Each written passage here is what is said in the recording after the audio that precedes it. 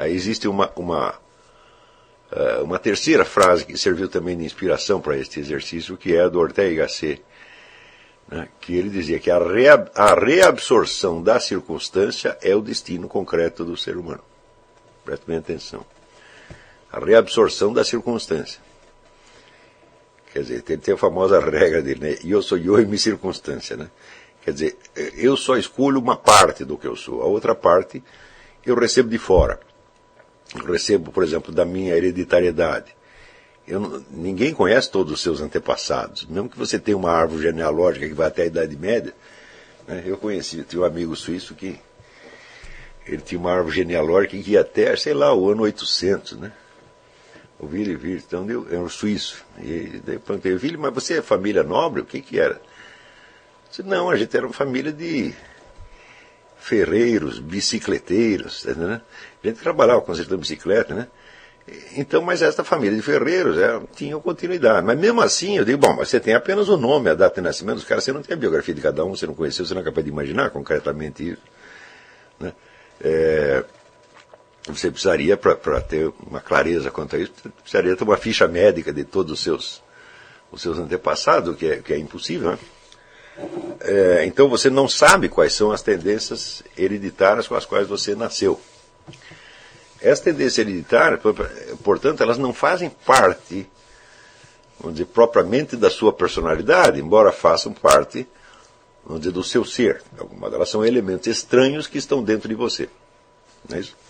Esses elementos estranhos, então, e aí tem uma outra frase que inspirou este exercício, é a frase do Zonde, que diz que as figuras dos nossos antepassados, né, pesam diante de nós, exigindo que nós repitamos os seus destinos.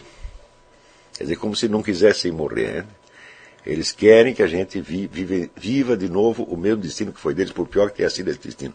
Aliás, quanto pior ele foi, mais eles vão forçar para que você se torne igual a eles. Então tem uma galeria de personagens, tá certo? Sugerindo sutilmente comportamentos para você. Faça isso, faça aquilo outro. Você não, se você os visse, né, como figuras, vamos dizer, fisicamente identificáveis, e os ouvisse falando, você poderia fazer uma escolha, mas não é assim que eles aparecem. Eles aparecem dentro de você como se fosse sua própria voz, como se fosse a sua própria vontade, e você se deixa enganar por elas. É só com o tempo que você vai percebendo que existem, e você mesmo quer coisas contraditórias, não é isso? Quer muitas coisas diferentes, quer coisas contraditórias. E aí você vai percebendo que esses elementos são antagônicos. Eles são antagônicos, mas eles são o seu material, são o que você tem, são aquilo com que você nasceu, são o equipamento que você tem. E você vai ter que fazer um arranjo. Note bem, eu não estou falando da circunstância externa que você vai se encontrar durante a vida, estou falando daquilo que já vem com você. Já vem com você, faz parte é a sua herança, mas não é você. Você é o sujeito que vai ter que se arrumar com esta herança, né, e com os elementos externos para compor a vida que você deseja. Não é isso?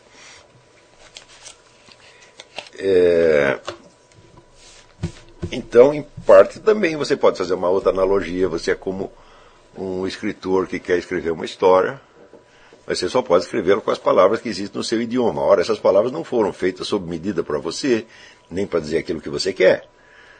Não é isso? As palavras são as mesmas para todo mundo, o vocabulário é o mesmo para todo mundo. Então você tem um vocabulário anônimo, coletivo, que você vai ter que, né, manejar, adaptar, tá certo? Até você conseguir dizer aquilo que você quer e não aquilo que o automatismo do idioma lhe impõe. Daqui a pouco voltaremos a esse tema, tá certo? Então, esses elementos hereditários, embora eles venham com você,